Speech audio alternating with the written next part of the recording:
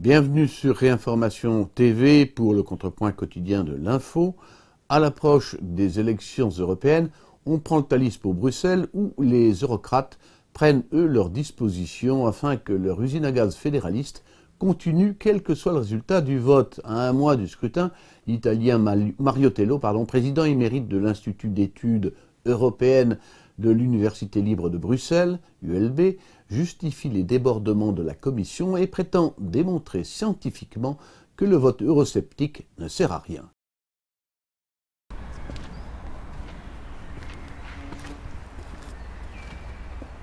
La grande nouveauté est que le traité de Lisbonne confère un nouveau pouvoir au Parlement européen. Le pouvoir d'élire le président de la Commission.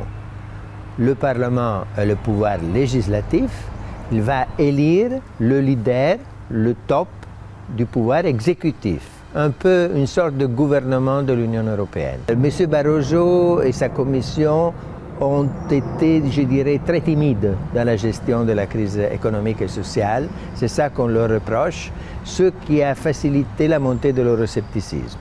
Plusieurs personnes dans la détresse vont peut-être choisir de voter extrême.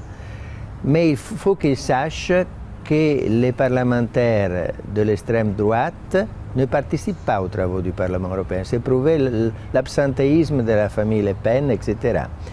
Donc c'est un vote de protestation sans aucun effet politique et ça n'empêchera pas la construction européenne d'avancer.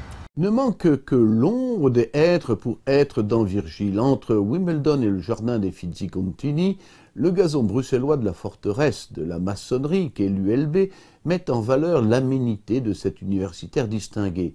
On en déduit qu'il a raison. La Commission, groupe de fonctionnaires, a raison de s'ériger en gouvernement.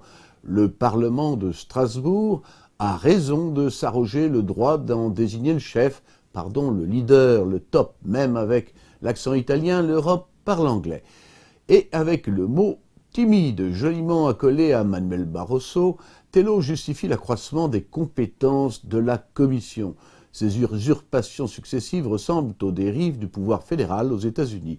Notons pour finir l'attaque rituelle contre les extrêmes, exclus pour absentéisme. Les candidats des grands partis à la présidence de la Commission ont tenu, eux, leur premier débat dans un anglais frénétique, avec la même condamnation obsessionnelle de leurs adversaires extrémistes.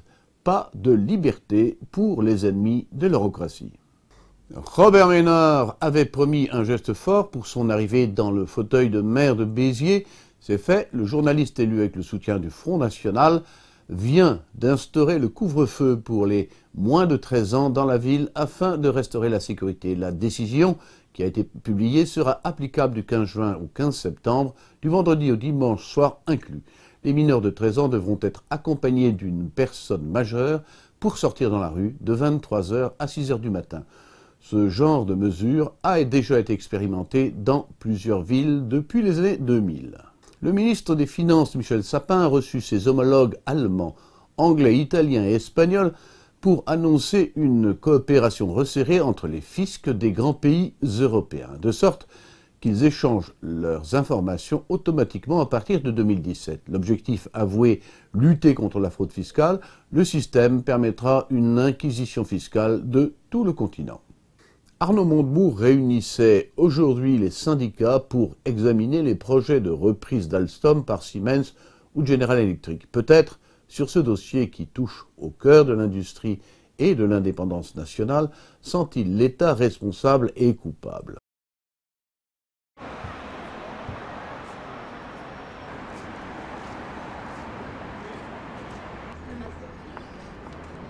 On attend visiblement l'explosion du groupe, l'annonce de la disparition d'un groupe industriel tel que le nôtre. Et donc on n'en attend rien du tout, si ce n'est que les incompétents qui nous dirigent depuis 10 ans, pour des raisons financières, sont prêts à tout brader et on est prêt à se battre. Quel que soit le prédateur, qu'il soit américain ou que le prédateur soit allemand, on rejette l'un comme l'autre. Puisque de toute façon, il y aura casse sociale inévitablement avec l'un ou l'autre. On considère que pour Siemens, ils veulent se débarrasser d'un concurrent, puisque visiblement dans l'énergie, c'est plutôt des activités similaires. Pour General Electric, ils sont plutôt intéressés par le carnet de commandes, par le savoir-faire, par les brevets, mais certainement pas par les salariés. Je tiens à préciser que le groupe Alstom aujourd'hui, c'est 53 milliards d'euros de carnet de commandes d'enregistrer. C'est donc pas un groupe industriel à la rue. Entre la peste et le choléra, on nous propose soit General Electric ou une offre Siemens. Bon, dans ce qui nous concerne, l'offre General Electric nous paraît un peu plus honnête, on va dire, que celle de Siemens. Parce que Siemens, d'abord, c'est un concurrent, alors que General Electric, c'est plutôt quelqu'un qui serait complémentaire à nos produits. Donc la situation n'est déjà pas la même au départ. Et puis, donc, en tant que concurrent avec Siemens, c'est quand même des emplois à la clé qui sont fortement menacés.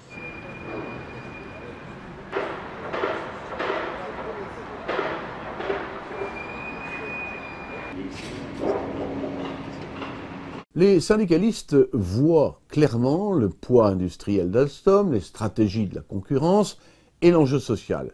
Ils ont raison de vouloir que l'État responsable et coupable rattrape ses bêtises. Mais il faut aller plus loin. Nicolas Dupont-Aignan propose la formation d'un pôle énergétique français avec Areva pour conserver la maîtrise des brevets, de l'indépendance nucléaire et des filières qui préparent la transition énergétique. Il a crié sa honte d'un Hollande qui ne fait rien, mais qu'attendre d'un président qui a promis, sans examen, la réduction de la part du nucléaire. Gérard Longuet a montré de son côté qu'on amuse le tapis avec des énergies de substitution type éolien pour masquer l'absence de politique européenne concertée en la matière et la soumission de Paris, avec pour conséquence non seulement la ruine de notre industrie, mais le déplacement des centres de décision. La France n'a plus de politique énergétique, donc, dès demain, plus d'indépendance nationale.